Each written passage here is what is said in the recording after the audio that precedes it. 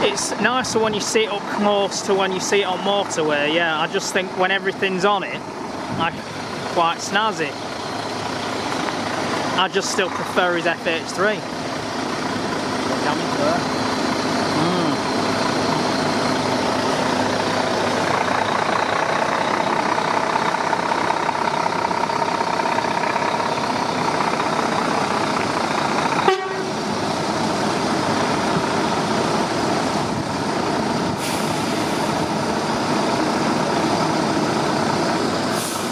Fantastic.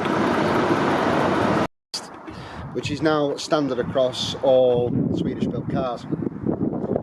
And there was a lad called Dave, something or other, that took the idea, he was a Volvo enthusiast, and took the idea and run with it.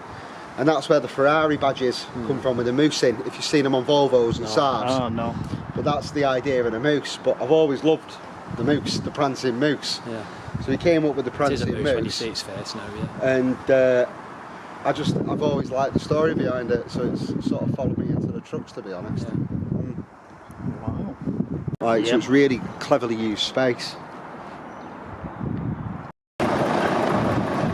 I still prefer the F8, but it really does work well with his FH4.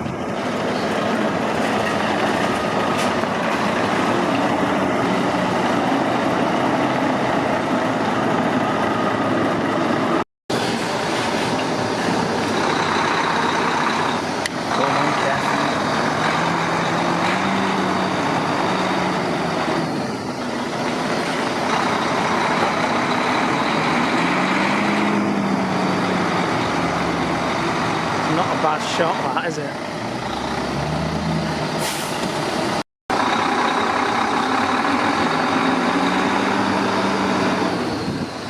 Thanks, Josh. I wouldn't have asked if I knew you were doing it.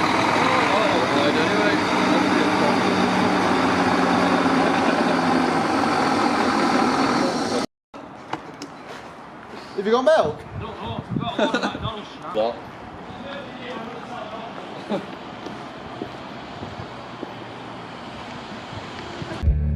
Dreams holding us close.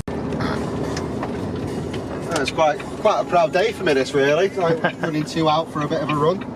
Well, it is nice, especially when we get some tracking shots of them. It will, it'll be great, won't it? I'm very looking forward to that, Kev. Yeah. It does look well, that V4.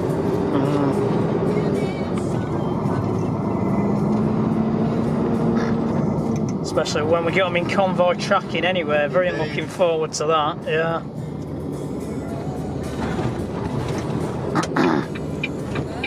I'm actually surprised how wide this windscreen is when you're really in one. Yeah, so how much do you reckon a windscreen is for this? And the only reason I asked is when I first bought this, I had a cracked windscreen and I had to replace it. So I'm gonna say over 12. You what, 1,200 quid? Yeah. You reckon? Miles out. Miles out. Miles out. 250 quid. Jeez. For a windscreen. You won't believe it, would you? No, you wouldn't. A big piece of glass, 250 quid. I mean, I was in a Magnum a few years back, and the chap said that it had been hit by a pheasant twice when we were going up Scotland. Right. And when you're in one of them, you can't believe how big the windscreen really is. Yeah. I think they're about 1,100 quid on them reversion floors. Jeez. Not cheap. I've driven a 106.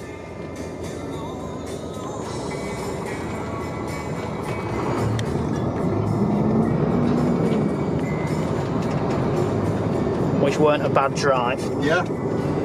Just getting used to the mirrors, of course, when you're sitting all the way over there. Of course, yeah. But like Anthony says, you'll get used to it. He's a nice lad, isn't he? Oh, he is. He was the guy who gave me my very first break-in. Really? 22nd of June, 2013. Yeah, I go riding with him.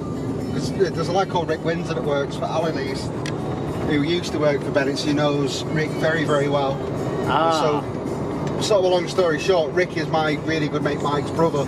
SLT, right, which were quite nice. I never got an interview with him though that day, so we're hoping to go to Yard one Saturday. Hopefully have a little trip out in it and then get an interview with him. Get some tracking shots. He's going up to Aberdeen tomorrow with an 85-ton excavator. Nice. So he was going to park at Lim. Right. But a lot of gypsies were on there, so he decided to park up near Kingies. Old Trafford. No, oh, what's it called? That services. For years. Closed down, hasn't it? Years and years ago, like. You get a lot of urban exploring going on in there and stuff, don't you? Oh, I've always wanted to get my foot in the door with that. I can imagine. Especially around old airfields. Yeah. I was looking up a power station near Lockerbie yesterday, and I was really surprised because you can just tell by the old concrete that it's an old airfield. And I often look up on Google Earth, and I was very surprised. There's also one that was at Southport. Ooh, I'll tell you what we'll do on the way back. Yeah. We'll let Josh get in front of us. Oh yeah.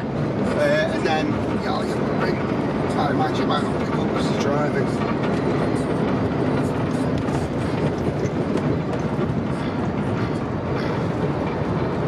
I might have been this way hundreds of times, but it's much better in one of these.